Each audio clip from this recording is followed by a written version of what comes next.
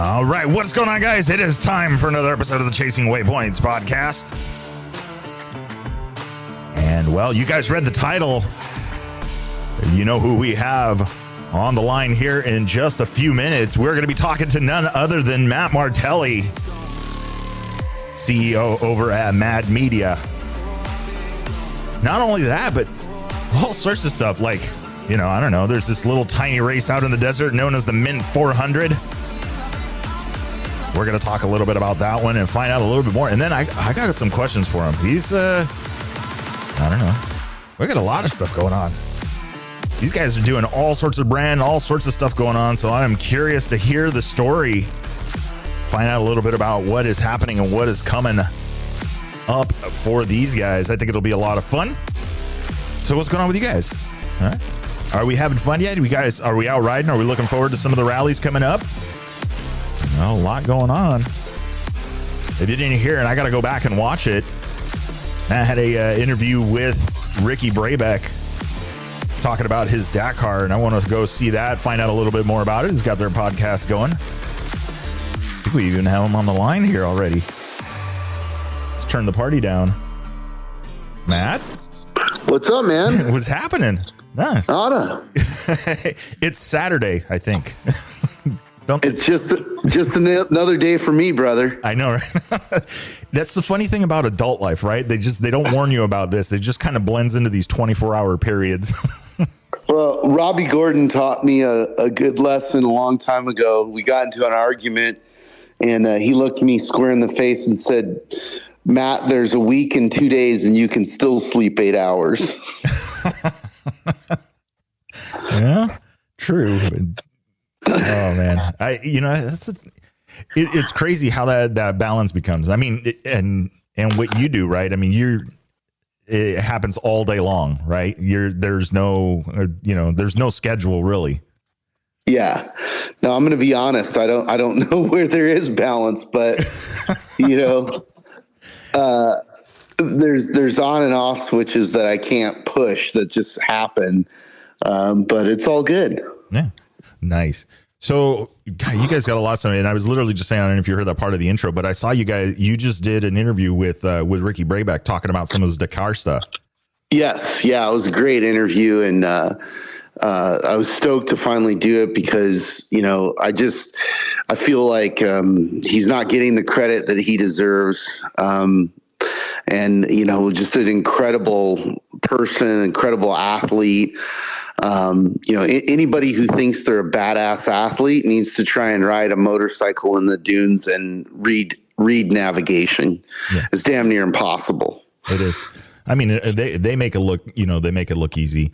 And that's something that I agree. Like, he's not getting the credit.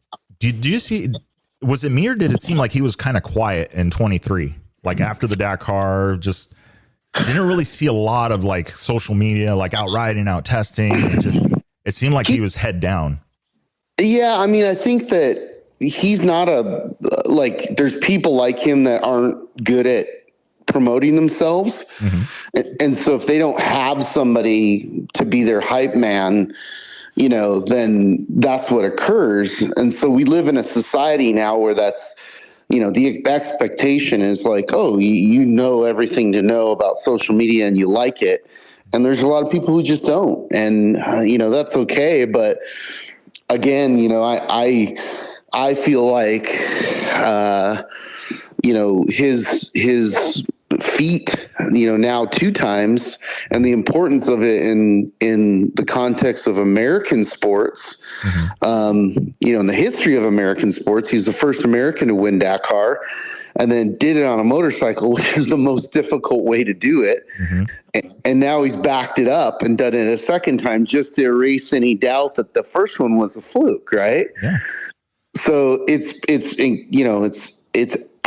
more, when you think about it, it's way more incredible than even winning the Olympics, because if you're an Olympic athlete, you've got to do one sport, you've got to do one thing and have, maybe a couple performances, a couple competitions leading into it, not 14 days mm-hmm. of competition. So, I'll definitely be his hype man any day I can. Yeah. Yeah. And that, and that's a very good, I mean, for the rest of the world and those, I mean, at least playing the home game here in the US, that's, I don't know if you could say that's a foreign team winning the Super Bowl twice. 100%. Or the U.S. team winning the World Cup in soccer twice. It's not our sport. It's not. I think that's probably even a better reference because rally here in the U.S. isn't really, some people know. I mean, you could blame people like Ricky and Skyler, Johnny Campbell for kind of starting that fuse and starting to bring people. But at the end of the day, it's still the quote unquote soccer of the U.S. It's it's a French discipline. Like, let's be straight up about it, is that, that style of off-road racing is from Europe. And, they developed it, actually Terry Sabine came here and visited and slept on Sal Fish's floor and walked all around and looked at it and went back and mixed, rally with off-road and created the modern discipline of rally raid, Which is crazy. Yeah. And then you hear stories from before, right? Where it was like, going through war torn areas and, people getting robbed and pirates and people getting lost for days. Yeah. Yeah. Lost for days, minefields, don't ride outside of what we graded because, well, we're not responsible. Yeah. Dude, it's been this crazy, crazy story. And so this is interesting because you're heavily involved in the off-road stuff here in the US. Yeah. Do you think there's a chance we may see something a little more mainstream? 100%. I mean, that's why I'm pushing as hard as I am. It's, I always equate what we're doing to the UFC 20 years ago. Mm-hmm. We have the product, there's nobody I've ever taken to one of our races and not converted them into a fan. I mean, it's the visceral experience that you witness at the Mint 400. There is no motorsport like it, right? Mm-hmm. So it's just about getting, mind share. Like, we're a fraction of motorsports, and motorsports is a fraction of mainstream sports. But the good part of it is the two biggest events that happened in America this year were the Daytona 500 and the F1 race in Vegas. Mm-hmm. So it shows that there's rising interest in motorsports. And I think we have the coolest form of motorsport. I always use dumb analogies to explain things. It's like we're Metallica at the beginning of the 80s. We know the product we have. We know it's going to be giant, mm-hmm. and it's just getting it in front of people. Yeah, and and that's there's a really good point because we've talked to. Like I worked at Sonora Rally. I was in the piste control with the guys from the ASO. And at the end of the day, with what Darren's, the organization, the Sonora Rally organization and all that stuff, they were really impressed. Like they said that they were expecting, pardon the four-letter word, a shit show because they had been to all these other rallies and stuff. And then I thought, I'm going, no, dude, we off-road racing in the U.S. and especially in the Southwest, over here, SoCal on this side of the country, like that's bread and butter stuff. There's generations that have grown up in the desert doing this. So it's not a rookie thing. So it's like what you're saying. I think that's what makes it dangerous. Like we could, get some started incorporating maybe some road book stuff. And then next thing you know, it's like, it's our own brand, our own flavor of this sport. It's not the Dakar, but it doesn't have to be. Yeah. Darren's a good friend of mine, and he's a very experienced racer, navigator, producer. So when he, started the Sonora Rally and his wife is super smart and super well organized as a producer. So, when they started doing it, that was the point, was to be the bridge to Dakar. Now, the challenge is that the ASO has a way of doing business that, is works for them in Europe, but may not work for us here. Right. Mm-hmm. And, agreed. I think that it's important to have that bridge, and I would like to see rallies in North America, because I believe in our talent pool. I mean, if you look at Dakar right now, it's like we're taking it over. Between all the bike guys, AJ Jones, winning his class. Sarah being over there and being the first woman to win a stage. Mm-hmm. Seth Quintero,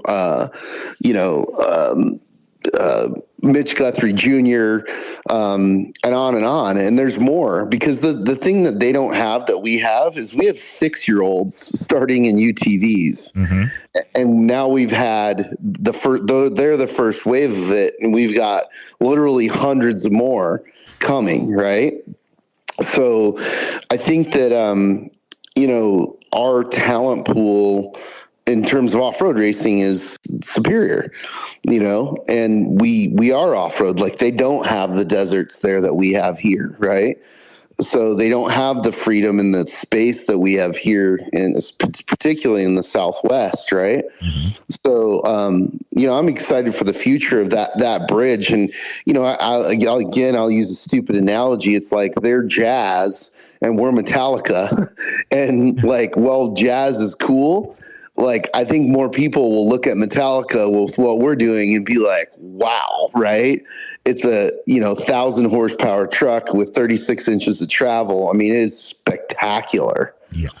And I don't think these guys, that was something where I think that gave Robbie an advantage is, man, the course is rough. I go, you guys have never been down Sioux Road, have you?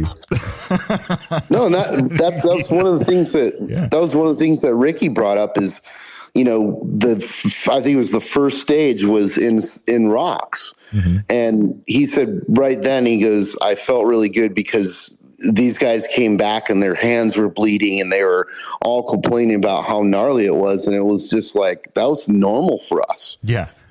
Oh, you mean Barstow? Yeah, that was just a lap around Barstow. Yeah.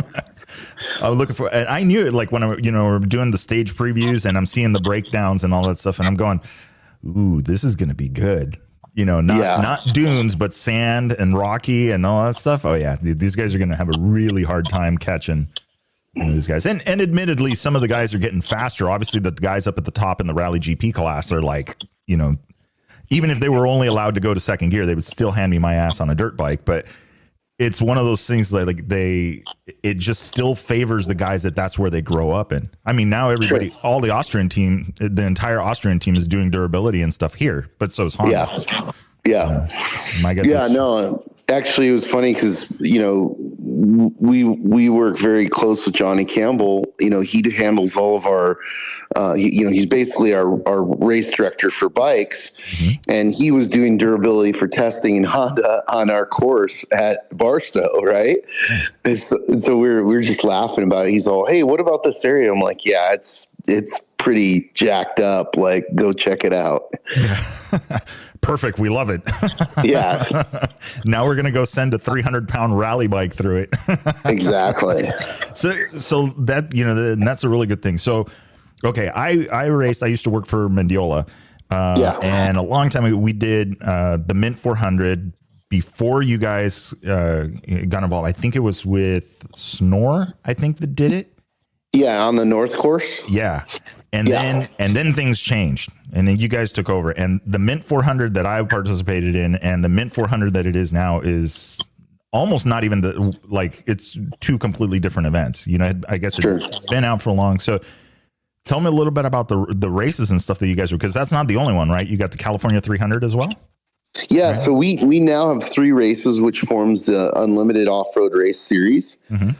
It started in January at Parker with the Parker 400, which is another historic race. It started in 1974.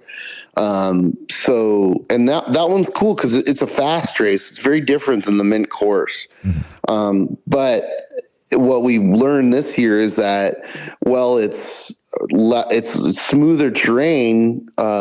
We still have a lot of carnage because the speeds are so high. When you make a mistake, it's bad, right? Yeah, the yard sale is much bigger. Yeah. So that's our first race of the season. Then the Mint 400 here, March 6th to the 10th, will be our second race of the season. And then we'll have the California 300 in October in Barstow. Nice. Good. Quick little three race series, nothing, a little bit varied terrain. Yeah, and we're not in the middle of the summer where it's 120 and everybody's dying. So, yeah, I think we did. I want to say I remember if it wasn't in Barstow, I think it was in Mexicali, a night race in the middle of in like June or something like that. And it's like, dude, what? No. Oh, yeah, no. Never again. And it was 120 at night, probably. Yeah. Like, yeah. How is this even? Then you start to wonder how this is even physically or scientifically possible that it is this hot, I'm down for gnarly. The problem is that then you're not going to get spectators, and then you're not going to get sponsors, and you're not going to get the support that you need to pay for these things, right? Yeah. So it's just like any other sport. Well, like, yeah, there might be one game or a couple games in snow. Mm-hmm. The majority of those games are in better weather, right? And that's the goal. So, to work on it from there. And so all of these, so it's awesome that, I remember the Parker 400. I remember growing up to it. I remember, staying over on the Colorado River. There was this little cafe called the Hole in the Wall. I don't even know if it's still there. And, that was breakfast. And then we would go out and spectate, and watch. That was the thing. That was the family trip. And in the mornings it was super cold. And so you guys took that over as well. Yep. And ran. So, that's cool. The Mint 400, like you said, super legendary, like old school OG. I mean, this was, what was it? Fear and Loathing Las Vegas. I think that was the Mint 400 was the race that they were going to cover. Yeah. Hunter was there covering that race and the police convention and, hallucinating and breaking down, the American dream. And it was, an epic book, and which turned into a fantastic movie and really wove the Mint 400 into the fabric of American culture at that point. I mean, it was already very famous because the famous racers like Parnelli and movie stars that had raced it and brought attention to it. But that really galvanized it being, included in, as a character, I guess I would say, in Fear and Loathing in Las Vegas, which is cool. I mean, we were able to get our hands on the race. Like my brother and I were super excited because, we grew up going to the race. We love the history and the lore, and really, like, the important thing for us was to create a pillar of our culture. Mm-hmm. We love Mexico. Mexico's fantastic, and the Ball 1000 is obviously a very important race to our culture as well. But, being in America and being that, the overwhelming majority of the racers are from the beginning and still are American, and the businesses are here, we were very, excited about taking this historic race and revamping it. Yeah. And bring it in. And I think, and it's important because with the land, obviously we know with the land use, with the BLM, with all of this stuff that's going on, if nobody picks up the ball, they're gone. Yeah. I mean, look, it's no secret that ultimately, what they would prefer is just to sell it off, for mineral rights, right? Mm-hmm. That's just easy and profitable. Mm-hmm. But this is our land. I mean, we are, are born Americans with certain rights, and one of them is to use, our great land, and it's important that we use it. And, whether you're hiking or mountain biking or horseback riding or off-roading, that's your right. And especially as we pay federal and state taxes, right? Dearly. So, yeah. So, I mean, I'm a big John Muir fan, and like you read some of his stuff, and, that's what it's all about, is get out, get into what makes America great, which is our country, our the physical land, and not just the deserts, but the mountains and the ocean and everything. But, we happen to be located in a place where we have these vast deserts, which that are just stunning. I mean, that's the other thing is, I don't like to use the word tree hugger, but that's the description that's there. And I guess I'd be more of a cactus hugger, but yeah.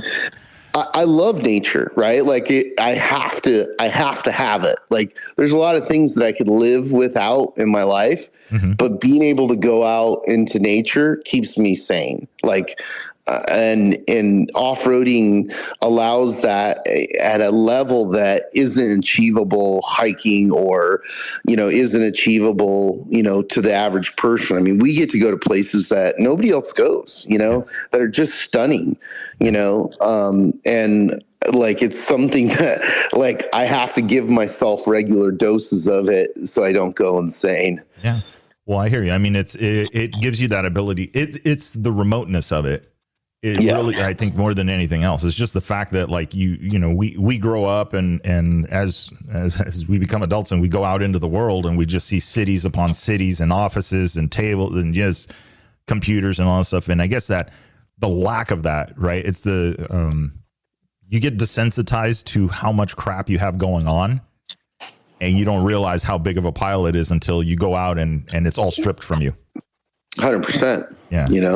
I think that's, I think that's huge. I mean, in that, I didn't like, I can imagine, I mean, because my next thing is going to be talking about the mothership, Mad Media.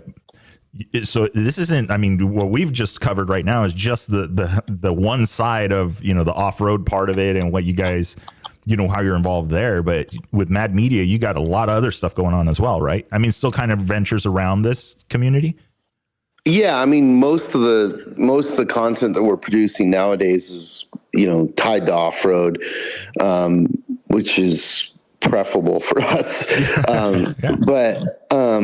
But yeah, I mean, I started Mad Media, after working at advertising agencies and skateboard brands and just kind of being frustrated with them both. And, the advertising world was very structured and very linear and, very planned out, years in advance. And, the skateboard culture was very loose and, shoot from the hip. But a lot of times they, had failure because of their lack of planning and discipline. Right. Mm-hmm. And so Mad Media was my goal to mix those two worlds and create a hybrid that, could, create tactical guerrilla marketing, but still use all the disciplines of, the advertising agencies. And we did, and it worked. So, 27 years later, I think, we're still, producing some of the best content in the world. And, like I said, now doing, most of it around off-road and off-road racing. So it's been a really fun journey. Yeah. 27 years. I mean, that doesn't happen by accident.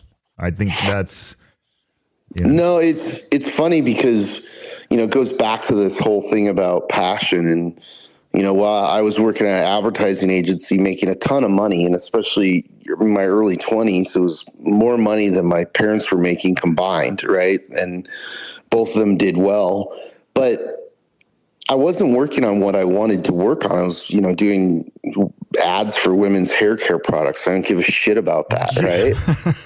So I couldn't care less, I quickly hit a point where I didn't want to go to work. I didn't want to get out of bed in the morning. And that was very unusual for me, and I would, design skateboard graphics and do things that I loved in my spare time. And so I just hit a point where I'm like, whatever, I'm going to be broke. I can accept that. I'm just going to do what I really love to do. And, that's what I did when I formed Mad Media. And, it was tough in the beginning, all I wanted to do was make rent. And that was the focus of the, first years, right, is surviving, and then growing it. And, being told by other large agencies how wrong I'm doing it wrong. And, you need to, take this business and do this. Well, they're all gone and we're still here. Mm-hmm. So, yeah. And then just being, creating stuff that we love. Like, that's what I was doing half the morning was I just finished designing a t-shirt and, then I'm working on script for the live stream for the Mint because, I've been spending time with these teams and I want to make sure we get their stories out there. Mm-hmm. So, yeah, the passion still continues. In fact, I'd say now because with the league, we've essentially become our own client. Yeah. We have nobody to blame but ourselves for failure. So that's a pretty, highly motivational factor in it. Mm-hmm. Yeah, and and it's an interesting. That was going to be my question because to me, like when I go back and I starting the podcast and doing this, at one point you just kind of like you see you get out of bed and you don't want to do what you were scheduled to do. Yeah, and that I think that's an important part of any story is that why this is what it was before, this is what it is now, and there was at some point in there was that one day where you're just like I'm done. I'm going to do it my way. Yeah, so. I think it's important. I wish that they would teach that, to kids in school because I think there'd be a lot less miserable people in the world. If that was like, hey, and make sure you find something you love doing because you're going to do it for the rest of your life. Right. Yeah. So, that's, again, like I started working at, 12 years old, doing all the wrong stuff that I didn't want to do. And that was also a motivating factor of like, working all the shitty jobs and, doing hard manual labor, pouring concrete and realizing like, okay, like this is a way to make money, but your body is going to be broken in half by the time you're 30. Right. Mm-hmm. So you're trading something. And, and two, watching my parents, both my parents, worked for other people. My mom was a nurse and my dad ran, hospitals, including Scripps Clinic. Mm-hmm. And,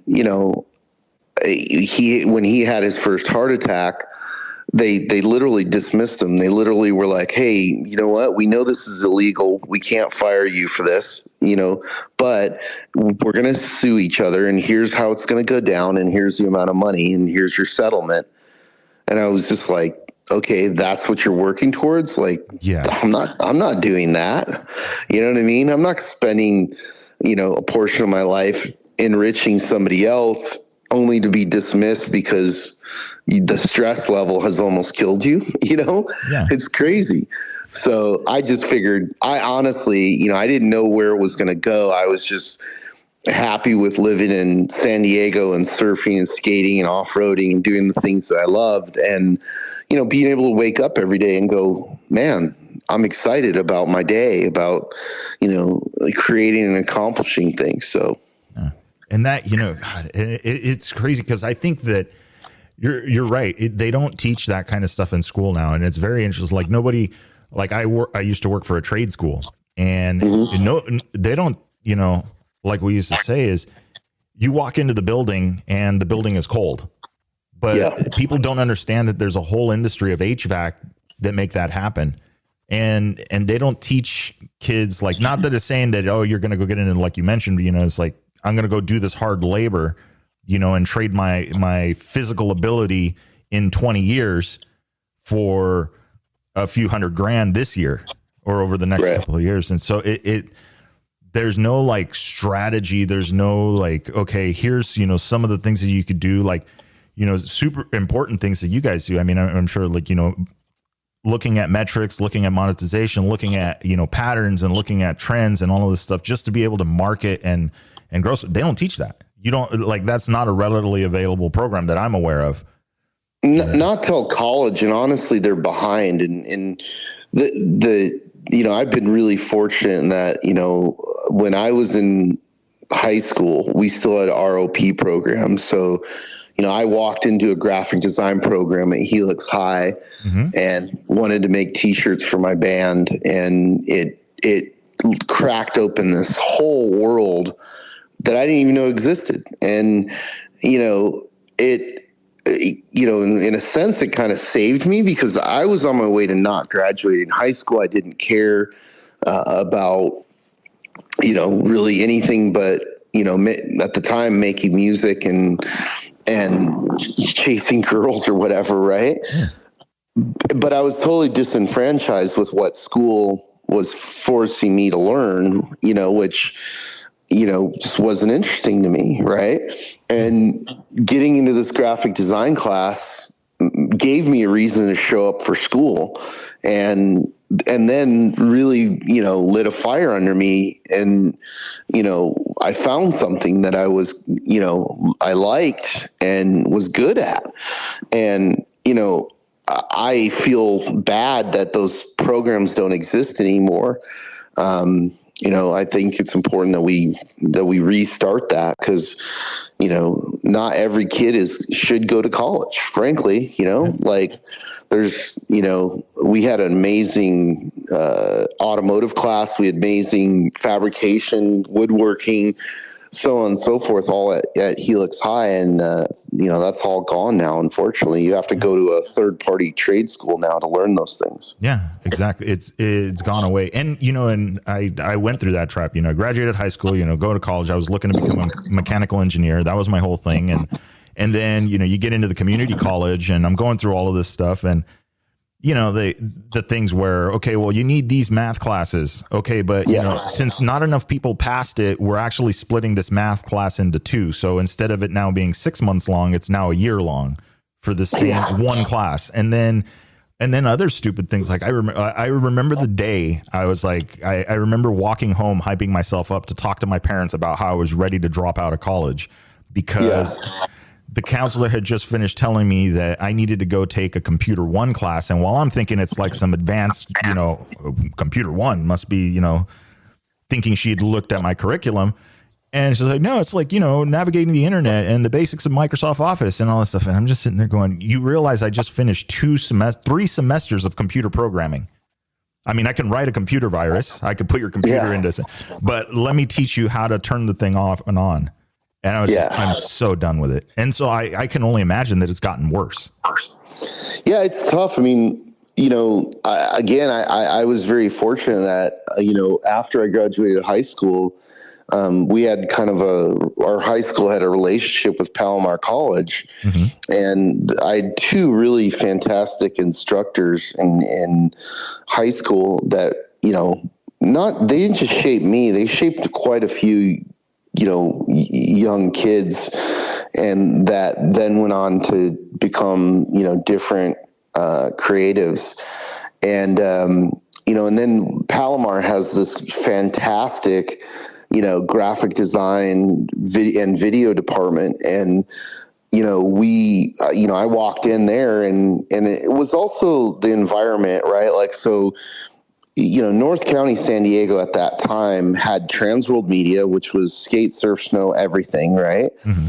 And then it had, in the valley that I now live above, it had what was the beginning of the surf, skate, snow industry. Mm-hmm. So a lot of young creative people. So I show up to college, and this dude walks up, and they realize that I'd been running a screen printing facility already. And so they made me a lab teacher, and this goofy dude shows up and, basically is like, hey, can you keep the lab open late? 'Cause I want to print these t-shirts, and this guy's like, this kind of clowny, like rapper white guy, yeah. And I'm looking at him, and I'm like, okay, sure. Whatever, dude. And he's like, I'll buy you a 12-pack. And I'm like, great. And that's how I met Ken Block. So then at that same college, Dave Persway, who's gone on to be a prolific designer and graffiti artist, based designer, he was there. So was Grant Britton, who is one of the most important photographers in all of skateboarding. So we had like this confluence of young creatives, all kind of in this mix. And, it was really energizing. Yeah. It was really like, we fed off of each other, and even though we were in different kind of bubbles, stylistically, it was a really cool area and time to grow up in. Because you looked at things other people were doing where you're like, well, if he can do it, well, I can do it. You know what I mean? And then there was a lot of shared knowledge. Like, I got to carry cameras around for different photographers at Transworld Media and learn, photography and, or learn their way of photography. So, we need more of that now for young kids, because they have two challenges. One is the mind suck of social media, and then the other thing is that a lot of the long form creatives, whether it's movies or painting or even industrial design and stuff, like they're not learning that. They're jumping to, it's like I met a kid the other day and he showed me some trucks that he had designed, and I'm like, hey, cool. Have you ever fabricated? Nope. Never fabricated, never touched a piece of metal. And I'm like, but you're designing trucks in a computer in one of the computer programs. And he's like, yeah. And I'm like, okay, that's cool. You need to go to Gymco and sweep the floor for a while. You know what I mean? Yeah. So it's like bypassing the why and going right to actually, doing the thing or attempting to do the thing. And I can see that in their failures. Right. So yeah, we need more of that. Yeah. And that's it's a super interesting point on that one is that you skip over I think with social media is the attention span and the instant gratification of it. I could see where some people was like, okay, well, may think I designed this in this program and somebody's going to buy my design and then I'm going to be a world famous designer. But that holds no water, because I know engineering and I know that what's on paper doesn't always translate into what's on, you physically cannot build it. A machine can physically not do that. And so, there's all these steps in between that get skipped over for that instant gratification. And I think, like you're saying, that the whole social media thing is you get the opportunity to be on both on either side of it. And I don't think people realize that. You can either be the consumer of it or you can be the creator of it. And I think, it's awesome to see that a lot of people want to be more creators of it. But then I feel like people get pissed when it's like, well, why am I not famous? Why am I not going viral? Why am I not going? I'm like, dude, because the people that they're grinding from 4 a.m. on, Yeah. And they're taking the necessary steps. I mean, I'll use another dumb analogy. It's like martial arts. It's like, yeah, you can put on a black belt. That doesn't make you a black belt. You know what I mean? You will get your ass handed to you in 63 and different that's what's ways. going to happen to these people in life. Is like they're going to, get this gratification, this momentary gratification. And then, as that wanes, they're going to be like, what am I doing now? Like, what do I operate? And they'll be lost because they didn't go from white belt all the way up, right? They didn't take the path. Yeah. And there's people that are good, like learn faster than other people. I was fortunate that I was terrible at books and learning in school, but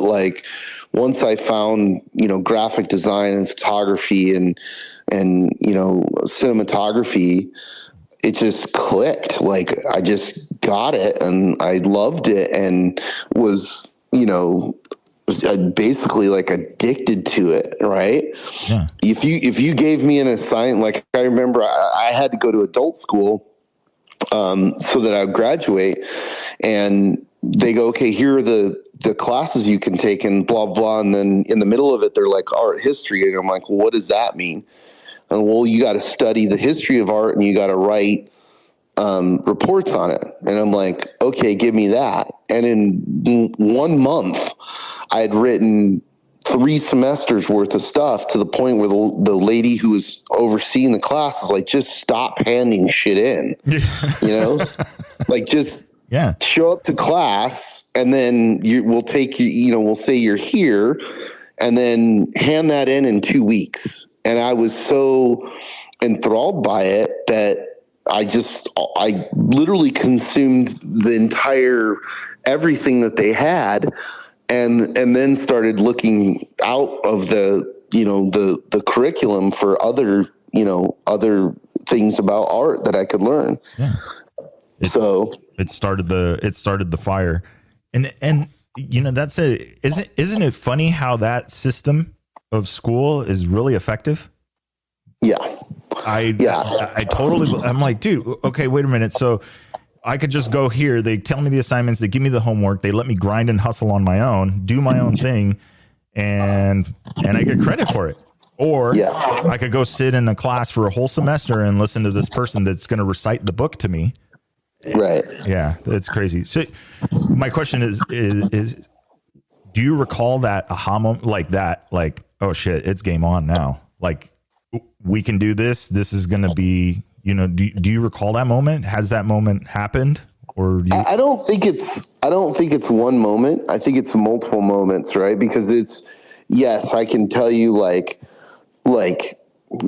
early on, there was an evolution happening while I was in college of computers, right? And I was already comfortable with computers because we'd grown up around them and been introduced to this idea, right? So we weren't like grown adults who were like, oh, you're going to get replaced like computers. Like when I hear people talk about AI, I'm like, it's the same thing. And I'm like, you clearly don't understand what you're talking about, right? Mm-hmm. But I remember like as the program started getting better and I had learned the analog way to do everything. Like I had to go in and, create layout boards and typography and learn code to type on a Linotronic typesetter and then paste everything together and, go in and shoot it on a stat machine and create negatives and separations. So I learned all that stuff. Mm-hmm. And then as really Macs became the much more powerful tool,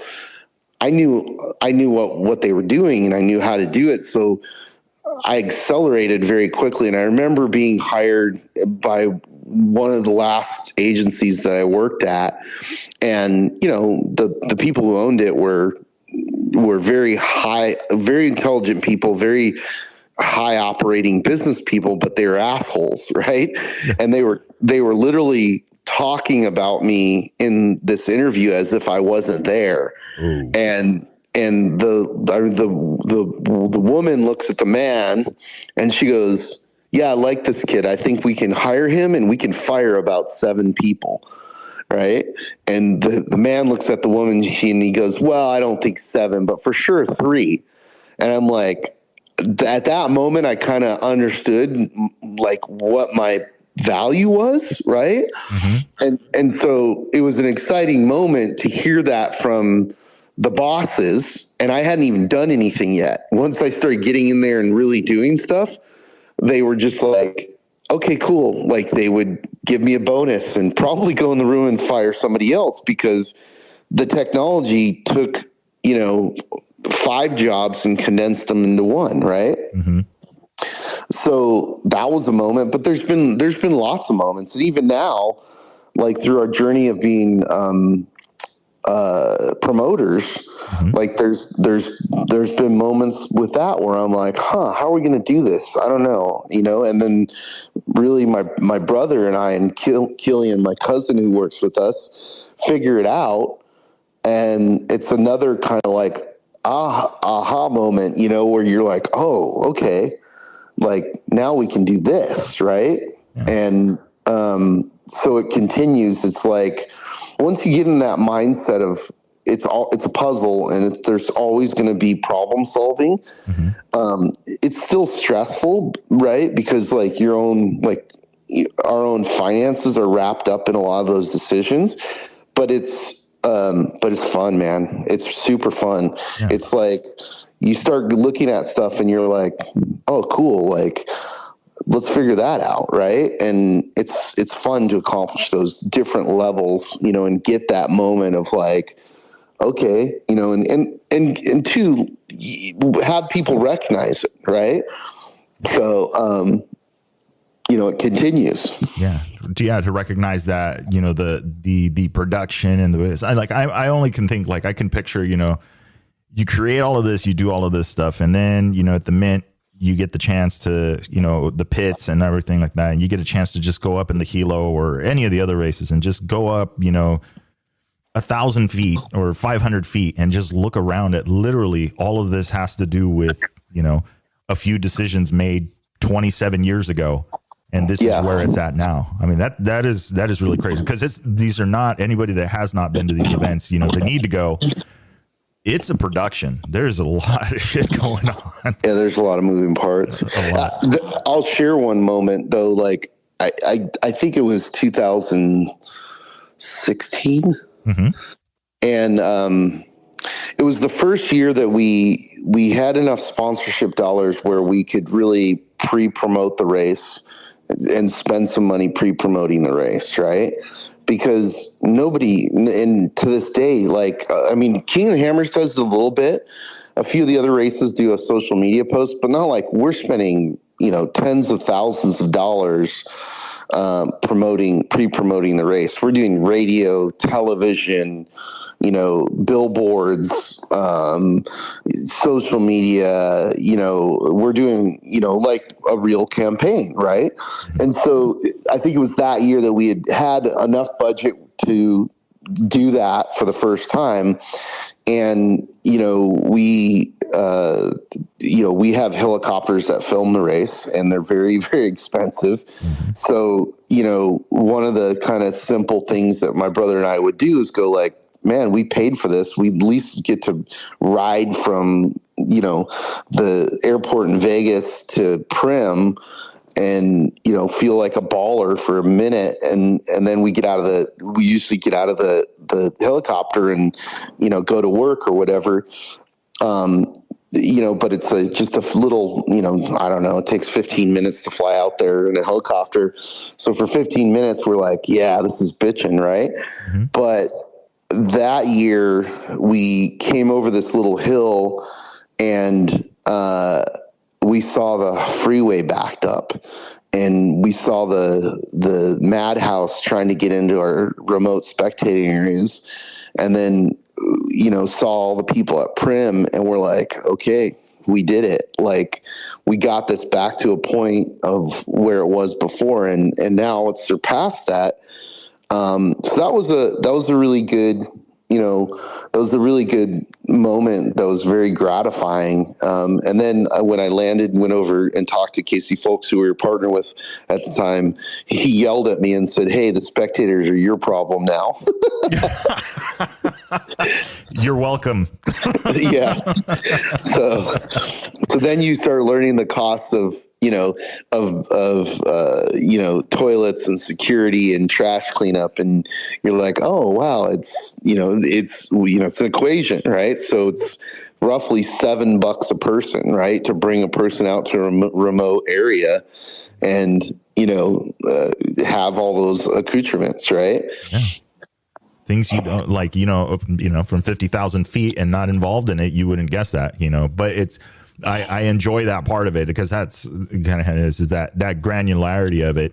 Be like, I know that per head it's this much, in resources to be able to do this. So then you know what you're shooting, because I think that's where a lot of times a lot of businesses fail, is that they don't understand, especially marketing, where they don't know how to quantify, like, okay, we threw $100,000 at it and we're still broke.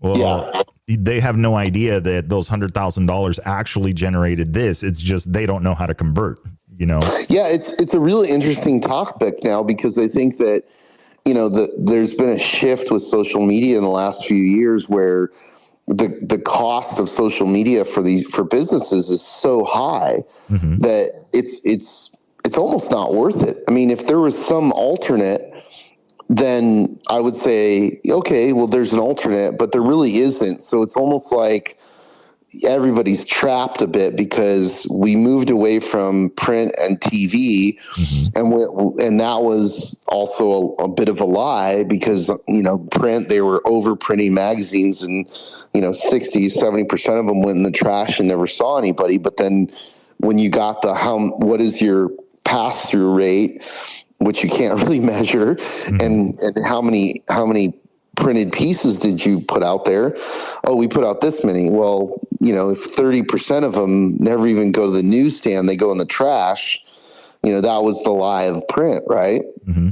And TV is the same. Like, they have this wonky measurement that they're like, oh, we interview 100 people, and based on those 100 people, that's the number. And I'm like, that's not real data.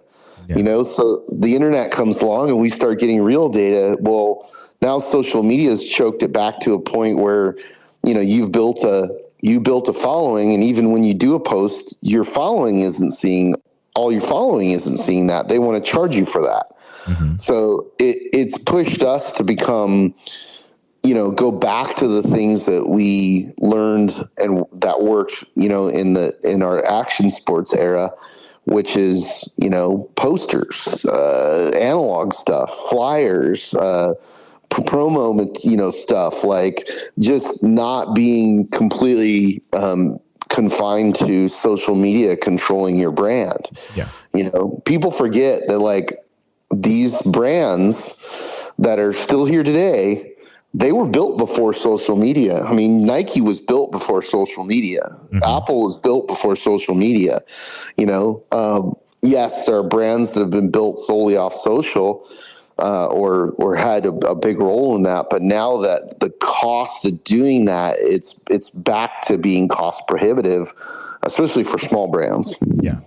You start looking at it. I mean, it gets pricey really, really fast. And then, I look at it, on the podcast side of it, right? And how do you promote the podcast and all this stuff? And you realize that if you don't have a system for actually, like, if you don't have a very specific goal and you don't research that, somebody will literally come along and say, yeah, I'll get you this, is that, and the other. And you will have zero idea if that actually worked or not. Yeah. And that's what makes it dangerous. And I think that's really cool. Like how you're saying is, like, go back to the old school stuff, because people still want posters like we have, or that sticker or that thing, and well, they actually become more powerful because, one of the things that I observed was, like, that people aren't doing it like they used to. So now when I hand a kid a poster, he's never gotten a poster handed to him.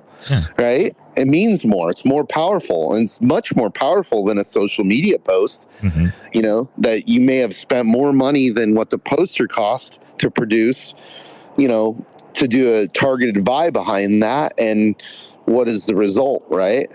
I think it's interesting because, like, at the end of the day, social media isn't here to build your brand. It's here to reward itself, right? And so, people have to be cognizant of that, and realize, like, your job as a marketer is to grow your brand and sell a product. And what social media is rewarding is whatever the behavior the algorithm wants, which ultimately is the behavior which will bring more activity and people to it, which, we go back to ancient Rome, and it's like, okay, it's porn and violence, right? It's sex and violence. Like, oh, okay. Is that what you want your brand to be? Is that what we want society to be? Yeah. Not me, Yeah, it's an you go back to, it's like, well, what actually sells? What creates it? Because now, where people would sit down and watch a show, or where they would have something longer. Now it's, I just think the number 15 seconds. You got 15 seconds to make a statement so strong that they're going to subscribe, that they're going to buy a ticket, that they're going to buy a product, that they're going to be, because you're fishing along with the other ones. And, you look at, like, I look at engagement. To me, like, I've seen, you get a little bit of that jealous. It's like, well, these brands and do this. You look at the following, and you go, like, okay, you look at it and you go, damn, 100,000 followers. And then you look at the last post they put, and wait, they got 100 likes. Oh, Yeah. that's 100,000 followers and only 100 likes. How does that, Yeah. how does that work? But, oh, you got 1,000 followers and you got well, I'll take 10% engagement over, but then I think that it's like knowing where to validate yourself and validate your efforts. Well, and that's the thing is like, you start out with this brand and this mission and, hopefully some clarity about who you're talking to, who your audience is. Right. Mm-hmm. And then, you put it up on social and it's been, very interesting, since the advent of the internet and social media, to be able to look at these analytics and go like, okay, well, why did we get like, one of the things that was a fun learning process is looking at all the analytics of the first 3 Gymkhana films that we directed and produced. Right. And there was, you could look and see like, oh, wow, Germany has a big car culture. They're all about this. Right. Mm-hmm. But then there was this we were getting all this traffic from the Philippines. And I'm like, what in the hell is going on there? Well, it was actually ended up being real. I thought it was like bot farms or something. And what it was that because they had no internet infrastructure there, they adopted cell phones much quicker and earlier than us. And so they were like a whole society walking around looking at their cell phone for entertainment. Mm-hmm. So we benefited from that because a lot of those early adopters were young males, right? And they saw Gymkhana and were like, this is cool. And they consumed it. Right. So it's definitely changed how I look at the world and I think how marketers look at the world. Mm-hmm. But it's, it's a delivery mechanism and a tool. It's not the end all be all. Yeah. Well, and that's, essentially like some brands and it kind of is kind of like the cherry on top, right? This is just another channel, another way of, but it's not the prime. Like, when you look at like, okay, well, what are your distribution channels? Instagram. Right. Oh man. I regret to inform you that this is not going to be it's just like life, right? I mean, at this point, living in California, it can't just come from one place. You can't just have you got to have different streams. And I think that's, when building a brand, that's important. It's not just, Instagram. It's not just TikTok. Because from what I hear, a lot of them is like, dude, you're handing them the keys to the kingdom. If they get into it, if they all of a sudden decide to ban, I don't know, bicycle, TikTok, or if your whole business is bicycle hubs, and all of a sudden they decide, bicycle hubs go against our culture. They close you up, they throttle back the algorithm, and next thing you know, you've got 2 sales instead of 20. And absolutely. I mean, I just think about the insanity of relying on that, mm-hmm. And going back to growing up in skateboard culture and like, I remember being upset that, we had to advertise in some specific magazines because of how powerful they were. It was at the time, it was Transworld Skate and then Thrasher. And then a couple of other magazines popped up and started gobbling up their, some market share, and then we had to advertise in those. And I'm like, we're paying for the same guys, you know what I mean? But it's crazy now to think about how powerful, particularly Meta is over and Google, but Meta in particular over businesses, right? And the economics of the United States, Yeah, it's great. Like the ability that they have, is absolutely crazy. I mean, I've been in Google Analytics and I've looked at it, and you can, it's fairly anonymous, but the amount of things that you can see and the amount of target, like you have to, like, there's going to be, it's funny, the car company that I work for that makes electric vehicles, I look at this kind of stuff and it's like, okay, there's a difference between accidental growth and there's a difference between intentional growth. Right. And accidental growth is like, dude, you were the hot commodity. You nailed that hashtag. Those 6 pictures were fire and everybody had to share it. You said something stupid and that was enough to get you viral. And that's almost accidental growth. Like that is the only reason you have that many subscribers is because it was literally by accident. But it's what happens how you turn that accidental growth into intentional growth. Absolutely. Yeah. If you're just relying on another accident to drive your business. Well, I think, again, like I think we kind of created the litmus test for that with Gymkhana. Yeah. And it was, I'll be the first one to admit that, we had no idea how big it was going to become, right? Because, people forget, like, YouTube at the time was brand new. Mm-hmm. And we actually, when we launched the video, we didn't put it on YouTube because we were afraid that if we, in their terms and conditions were really goofy, and we're like, wait, do they own it if we put it up there? And so we didn't put it up there in the very beginning. And I got a call from our web hosting company. Fortunately, the guy was a friend of mine, and he goes, good news, bad news. Oh man. And I'm like, okay, what's the good news? He's like, you only owe me 10 grand. And I'm like, well, why do I owe you 10 grand? Right. We're paying $1,000 for video serving. And he's like, well, the good news is the numbers that you just served the videos is astronomical. And I'm like, okay. And he goes, and I'm saving you right now because if we let it go, you're probably going to owe me 100 grand. And I'm like, well, yeah, I don't want to do that. I don't have that money. Yeah.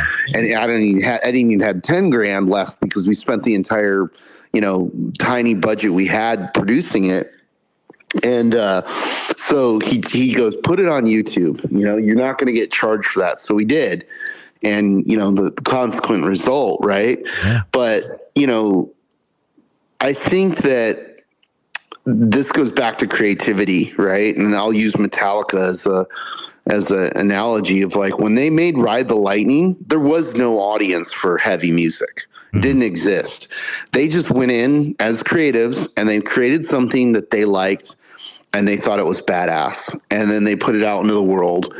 And, now the result is the result, which is they created a whole category, and have gone on. And I mean, when you really dial down those numbers of what they've achieved, it's just bonkers. Like between the sales and the stadiums and, everything, they've fundamentally changed culture. Right. And we did the same thing with Gymkhana. And so what I think that's a proof of concept of is, like, don't ignore your audience or the reality of the world, but, like, just go make badass shit. Yeah. And if you make stuff that speaks to people and that is really good, people will find it and they'll share it because that's human nature. Is like, the minute I find new music, I share it with my friends. I'm like, check this out. I find a new movie and, like, I just probably recommended the new Ferrari movie to probably 100 people. Right. Mm-hmm. I'm like, you got to watch this. Right. Cause it's good. It gets you fired up. You want to go race cars after you see it. So, I think that's the important thing that AI can't do, and neither can social media. Social media is just a distribution point. It can't make the creative that makes your brand. Yeah, or it can, but you're playing with fire because you're literally one trend away from being non-existent. Yeah, I think that's I've seen that in other.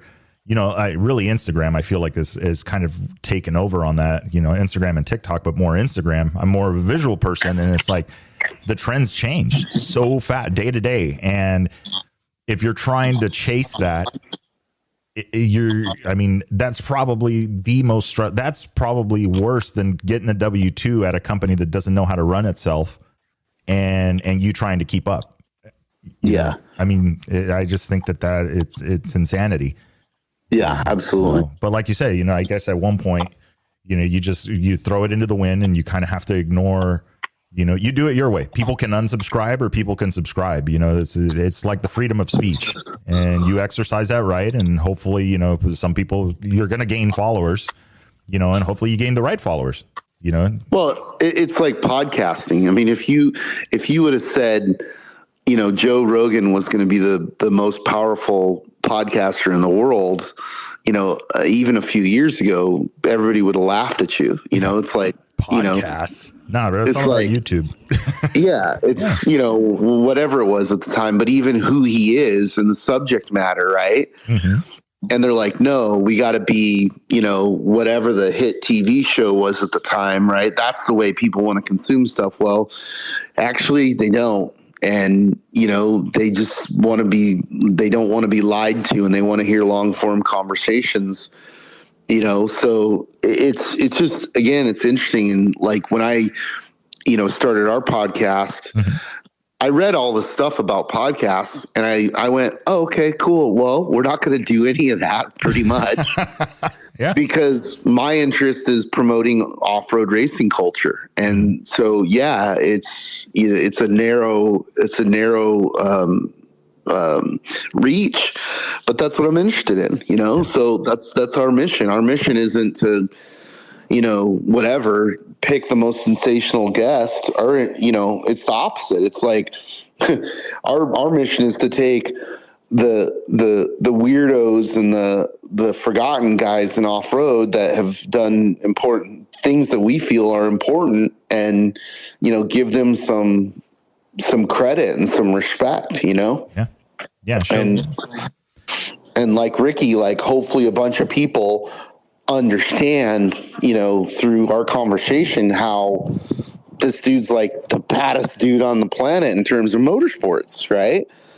And, everybody wants to focus and glorify an F1 driver. And I'm like, yeah, that's cool. But you know what?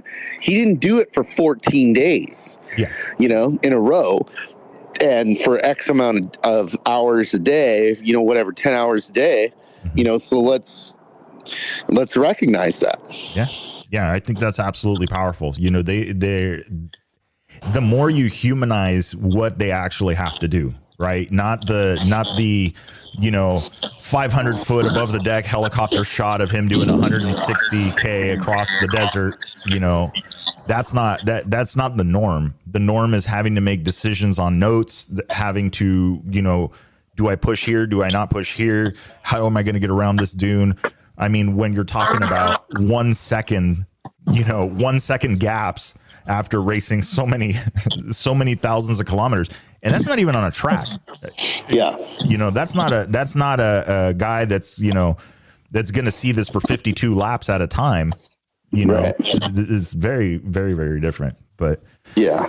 So, okay. So wrapping it up, and only because I saw an interview that you were doing, I have a feeling you're a bit of a mezcal and tequila connoisseur. You got some.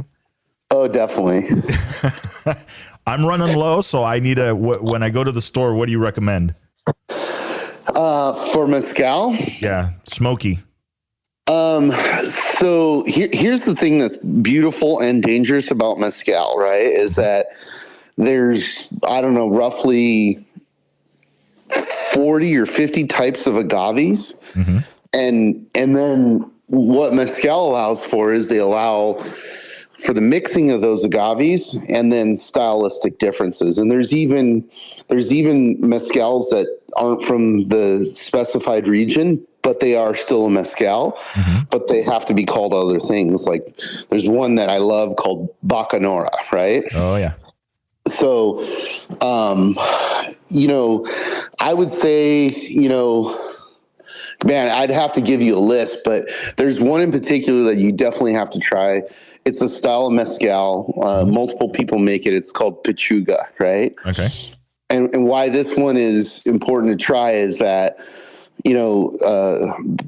distillation was brought to Mexico by the Spanish. And so the Mexicans were making a drink called pulque before that, and it was fermented agave. And so it wasn't distilled down into refined alcohol. And so then from that point, that's where, mezcal as we know it, and then tequila came from. But right at that point, there was still the old pagan religions were still, prominent, and, Christianity hadn't fully taken over yet. Right. Mm-hmm. And so in those pagan religions, there was a lot of ritual, right? And so the Pachuga mezcal still has that tied into it. So they when they make it, they create like a tea bag, and that tea bag contains a variety of spices and plants that go into the tea bag. But then the other thing is that they put rabbit meat. And what that does is it gives the different viscosity. So it's almost like a more of an oily viscosity, and it smooths out, it rounds off kind of the harshness of the smoke. So, and it's very different than like you'll have it and you'll be like, okay, that's weird. That's different than all the other kind of more dry mezcals that you'll have. But you know, and the flavor is outstanding. So, and you know, just like tequilas, they have, you know, different aged ones. So you know, you have Hovens that are, you know, very straight out of the barrel. I'm sorry, you have Blancos that are straight out of the barrel. You have Hovens that are usually only aged a month, you know, in something. And then you have Anejos. And so look for those same things that you look for with tequila, where, you know, you could have one style of mezcal and just the aging process is different, and it has a completely different flavor profile. Yeah. Okay. So this is, yeah. And see, that's the, like, it's, I love that. It's like when you ask somebody about I don't know, a new Porsche or a dirt bike or whatever it may be, you ask them and it's like, so how is it? Oh, it's dialed. It's like, oh, it's great. You know, and it's like, really? That's all I'm going to get. Well, you know, the variance in mezcal is so wide. That's what's rad about it. It's more like wine, where, you know, you have this huge variety of different, you know, methods and styles of making it, and then the different flavor profiles of the different agaves.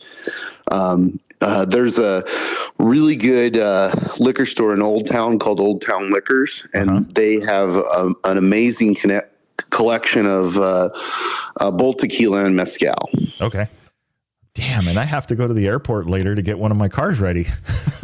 Whoops. Well, you're going to spend about $1,000 in there. I'm just warning you. You know what? Hey, it's all airline miles, so we'll be good. There you go. Be able to go ahead. So, have you thought about traveling to any of the rallies, doing any of that? Yeah, I mean, I've been to Dakar. I went to Dakar in Peru twice, and then I went over to Saudi because I wanted to see how they were going to operate there. And you know, it was a really cool experience, and I will probably go to some of the other ones just because I always like looking at other, not just motorsports, but other events and seeing how they operate, right? And what they do better than us or not better than us, right? Yeah.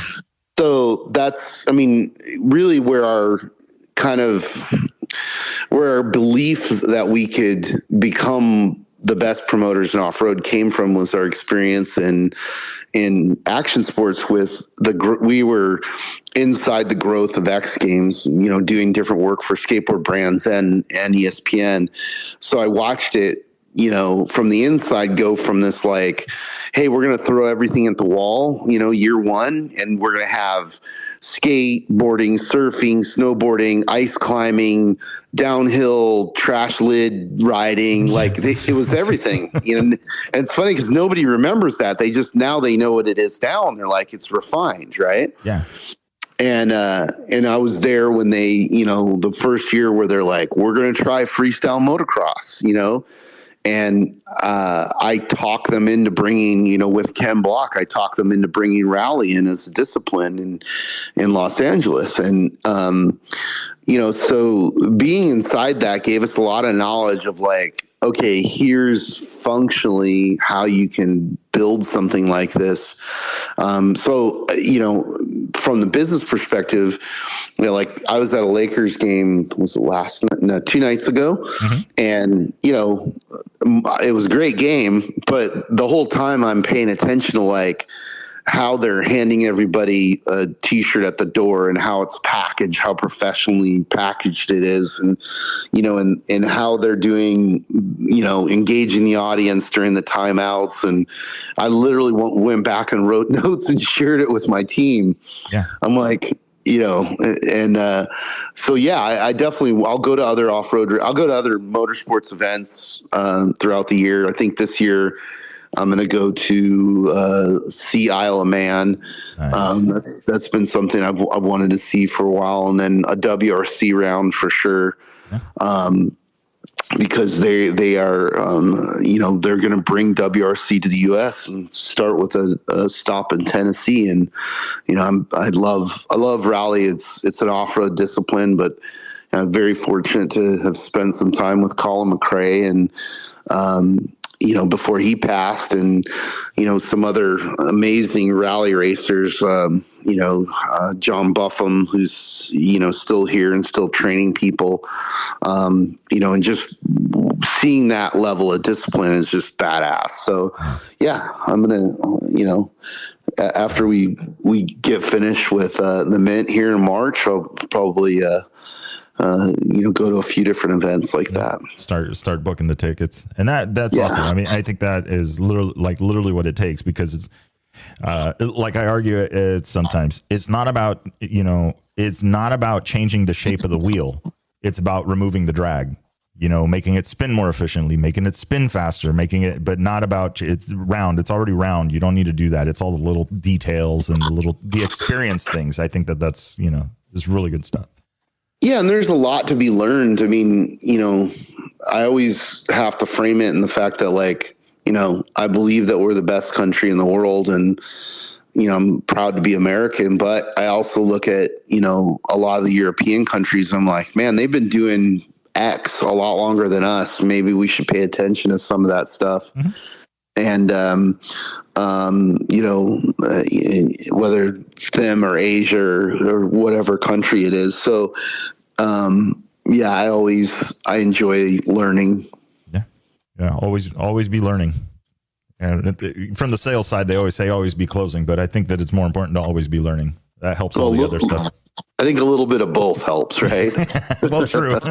Yeah. Unfortunately, learning doesn't pay the electricity bill, but it could lead to not having to worry about having to pay the electricity bill. Exactly. Awesome. Matt, well, I'll let you go. I know it's the weekend, and I'm sure you got some stuff to do, but I'm stoked that you took the time to talk with us. All good, Victor. I really enjoyed it. Yeah, good, very good stuff. And yeah, hopefully I'll get a chance to travel. I got a bunch of travel coming up for the rallies, but hopefully we can run into you at one of the races. Yeah, or let's just get together and have some mezcal. That would be a great idea. Excellent, sir. Well, enjoy your weekend. We finally got a break in the weather, so. Yeah, I'm ready for the sun to be back here, so it's good. I know, right? Just now, I could do with just a few more degrees, though, higher. Yes, it'll come though. I know, right? One before the other. Awesome, sir. Well, enjoy. All right, thank you. Thank you. See ya. All right, so there you. Okay, this I was thinking about. I'm going like, hey, we started talking about like off road, and we started talking about all this stuff, and then we went into this whole like life stuff, and I'm absolutely like astonished, how much and all this, how much the brand has grown and everything they have done and what they've taken over and how they've moved forward and how they've grown things. And I mean, that's huge. Me as somebody that's doing a podcast and doing this stuff, and I mean, this is on the personal level, right?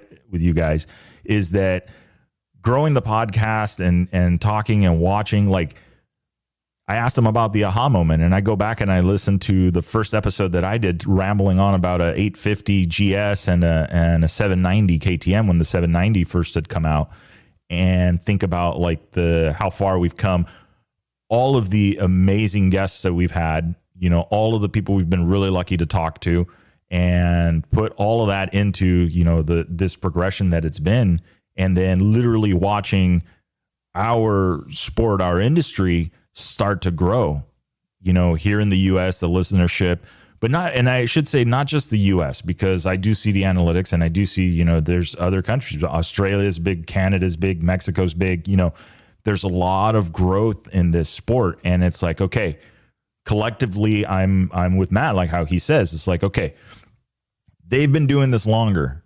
The rest of the world has been doing rally longer than we have, you know, and so how can we learn from that and bring that into what we do and then be able to grow, you know, continue to grow the sport? And that's what we're after.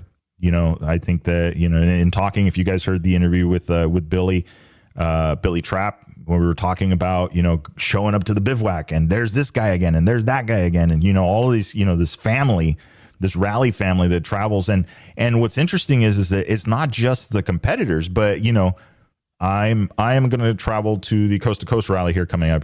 I would have already been to the Coast2Coast by the time you guys hear this, but going to the Coast2Coast Rally, and I'm going to be working with the same doctor that we had at Sonora Rally as the medical director, doing the same here.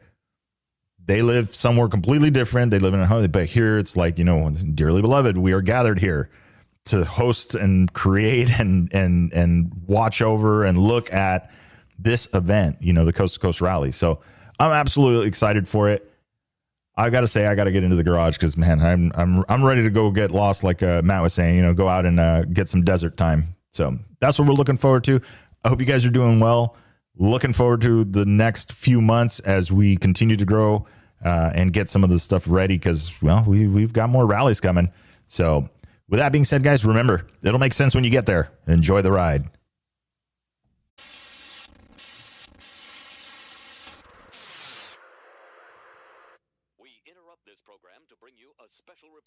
Hey guys, what's going on? This is Victor with the Chasing Waypoints podcast. Hey, super quick break in the episode. Let's talk about it. We have got the newsletter. If you have not signed up for that already, get on over to the link in the description.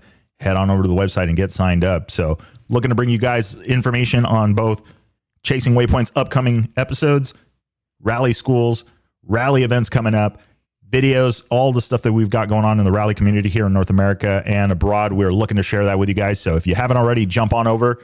Link is in the description. Head on over to the website, get signed up for the newsletter, and let's get back to the episode.